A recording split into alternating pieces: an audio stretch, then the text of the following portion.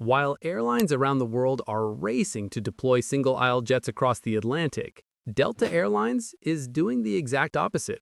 But why? What does Delta know that others don't?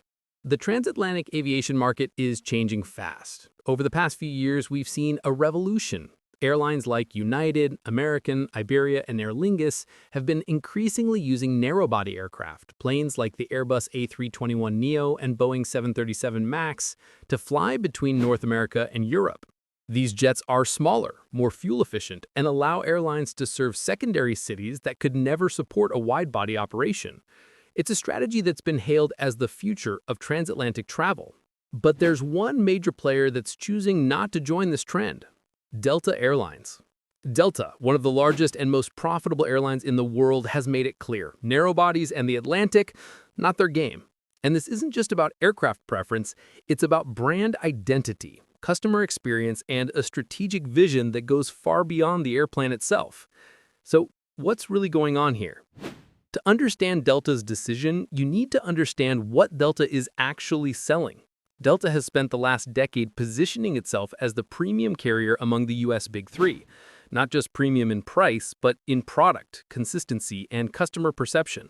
Their transatlantic network isn't just about moving people from point A to point B. It's about offering a travel experience that justifies higher fares and builds customer loyalty. Here's the problem with narrow-bodies on long-haul routes. They limit what you can offer. A single-aisle aircraft has less cabin space, fewer premium seats, limited galley options, and a tighter overall experience, especially in business class. And for Delta, business class is everything. It's where their highest margin passengers sit. It's where corporate contracts are won or lost. Delta's wide-body fleet, aircraft like the Airbus A330, A350, and Boeing 767, allows them to offer lie-flat seats, elevated dining, more storage, quieter cabins, and a sense of space that a narrow-body simply can't match. But here's the twist. It's not just about comfort. Delta's transatlantic strategy is built around hub connectivity and frequency. They operate massive hubs in Atlanta, New York, Detroit, Minneapolis, and Boston, feeding traffic into their European network through partners like Air France-KLM and Virgin Atlantic. Narrow-bodies work well for point-to-point leisure routes, but Delta's model thrives on connecting traffic, premium passengers, and cargo revenue, all of which favor larger aircraft. And there's another angle: operational flexibility.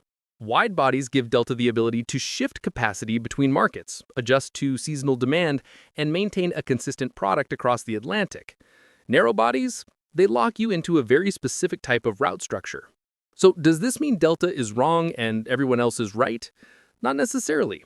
What we're seeing is a divergence in strategy across the industry. United and American are using narrow bodies to unlock new markets, test demand, and offer more frequencies.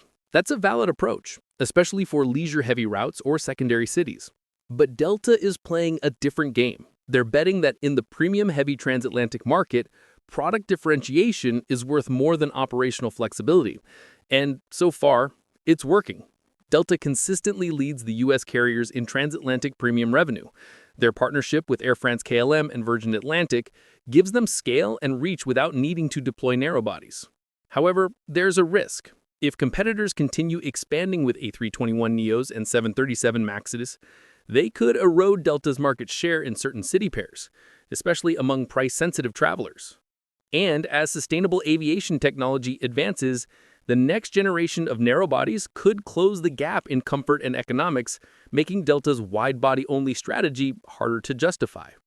For now, Delta's message is clear. We're not following the crowd. They're doubling down on premium, wide-body operations, and a brand promise that says, when you fly Delta across the Atlantic, you're getting something different. Whether that strategy holds up in 5 or 10 years, that's the real question. So what do you think? Is Delta smart to stick with wide-bodies, or are they missing out on the narrow-body revolution? Drop your thoughts in the comments, and if you want more deep dives into airline strategy, hit that subscribe button. This is Plain News, where aviation meets analysis. See you in the next one.